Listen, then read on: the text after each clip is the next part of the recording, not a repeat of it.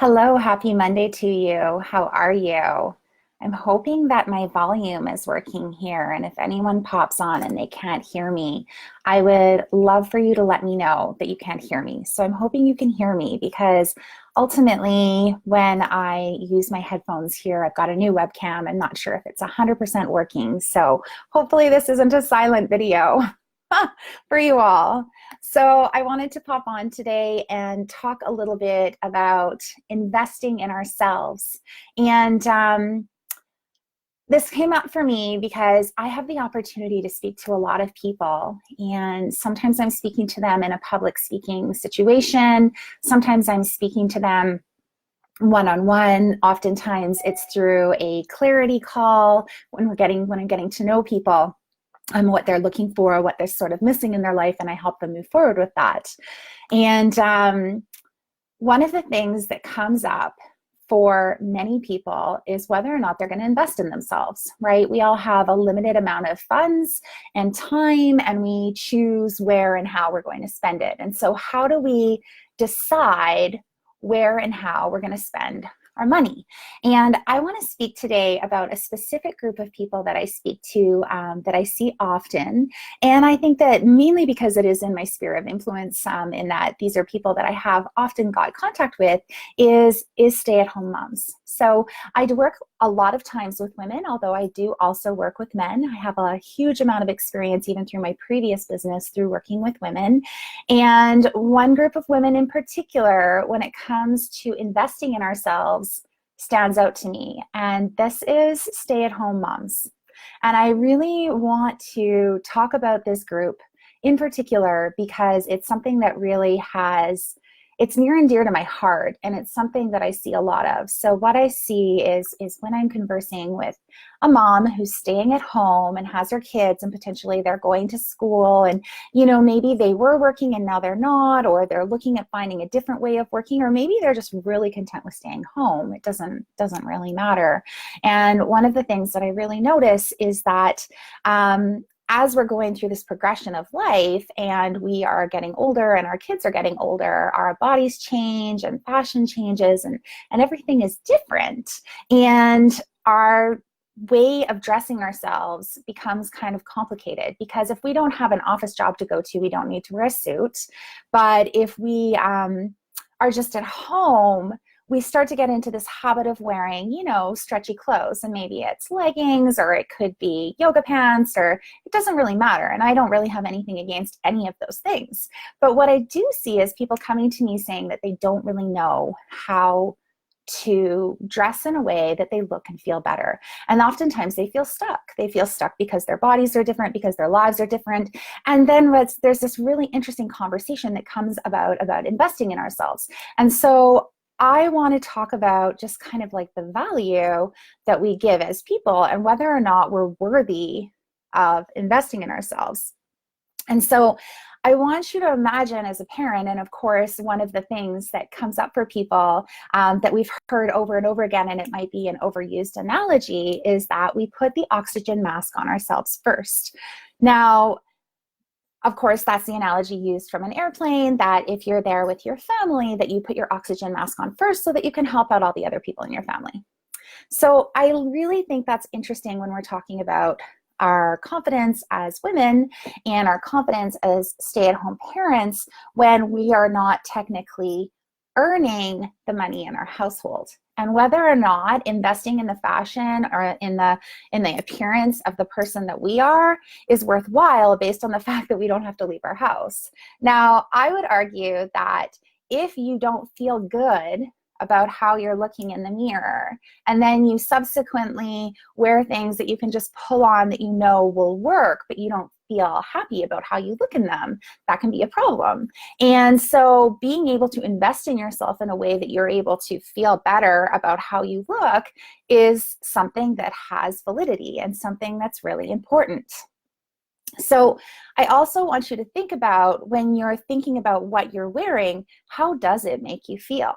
right? Because I know for myself, if I wear my pajamas all day long, which I can, and it's super comfortable, and then in the back of my mind, it feels like a really great idea. The reality is at the end of the day, I kind of feel crappy at the end of it. And that is, basically because I didn't get dressed that day. So there is this really interesting way that these things work with our brain with respect to whether or not we're getting dressed throughout the day. Now, if we have a closet full of stretchy, so we don't really like them clothes, and then we put those on our body, and that's how we kind of feel all day, imagine how that leaks into our life. It leaks into our sex life with our spouse. It leaks into our friendships. It leaks into what we actually think is possible for us as women. And so just really try to immerse yourself in the feeling of what that feels like for you and whether or not it's actually letting you move forward in a way that you want to in your life. And so could you imagine investing in yourself and investing in what you wear in a way that would make you feel better? Would it make your life better? And I think it's really interesting. I had a conversation with a gentleman the other day in this networking group that I'm in, and he does life insurance. And we were talking about the value of a stay-at-home spouse, or the spouse that does mainly the care role in your house, right? And what value does that have? And when you're looking at your life insurance, how you need to determine how much money that person really contributes, from the sense of you would have to hire somebody to do all your cooking, you would have to hire somebody to do all your meal planning, you would have to hire somebody to take care of your children, to clean your house, to pay your bills. When you amass the value of that, not to mention if you are a parent and you have children at home, the value in raising loved, well-rounded, really resilient children, and how much value does that have? And so does your happiness matter enough to invest in that?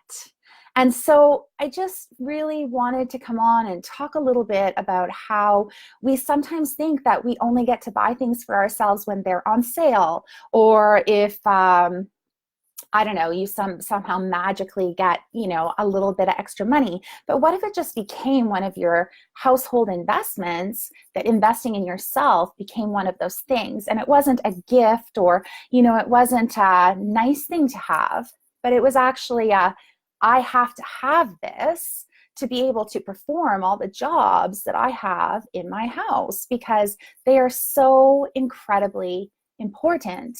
And without you as that person at home that potentially isn't working outside of your home, without you, it would all fall apart.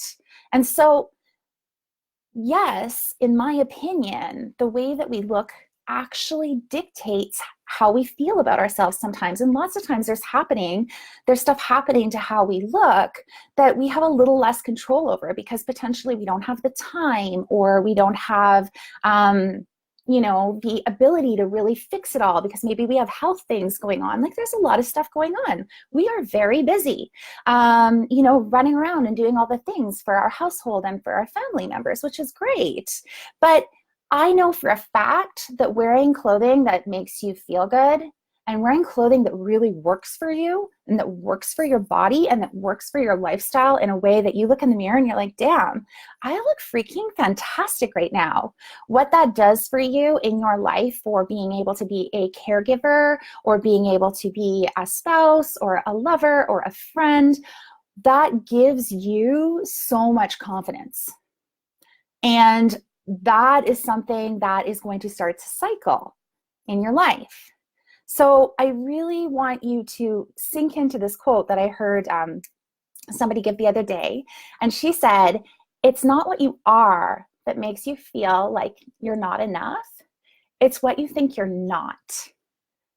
And I found that to be the most powerful quote, because if you think you're not attractive, or if you think you're not worthy of a wardrobe, or if you think you're not able to invest in yourself, what that does to you, versus taking the time and spending a little money and investing in yourself in a way that you are going to be able to show up for your life and just feel so much better.